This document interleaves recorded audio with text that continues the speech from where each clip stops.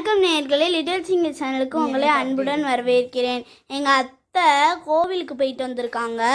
ஆனால் எங்கள் அம்மா விபூதி கூட பூசாமல் பிரசாதத்தை வலிச்சு மாட்டிக்கிட்டு இருக்காங்க. பாருங்க நேயர்கள், கோயிலுக்கு போகிறதே பிரசாதம் வாங்கினா தெரியுமா?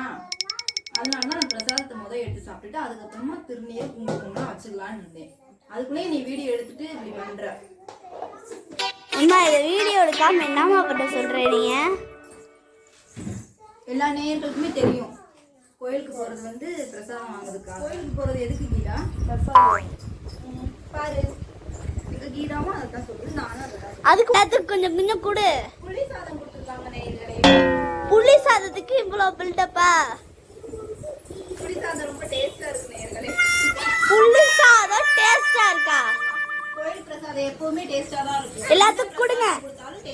சரி எல்லாத்துக்கும். உனக்கு என்ன, உனக்கு வேணுமா? ஆமா வேணும். அப்படி சொல்லு. அதுக்கு இந்தப்பா நான் எல்லாத்துக்குமே கொடுத்துட்டு தான் சாப்பிட்றேன் நேயர்களே. நாங்க பிரசாதம் வாங்குவதற்கு தான் கோயிலுக்கு போகிறோம். நீங்களும் பிரசாதம் வாங்குவதற்கு தான் கோயிலுக்கு போறதாக இருந்தால் லைக் பண்ணுங்க, ஷேர் பண்ணுங்க, கமெண்ட்ஸ் பண்ணுங்க. நன்றி.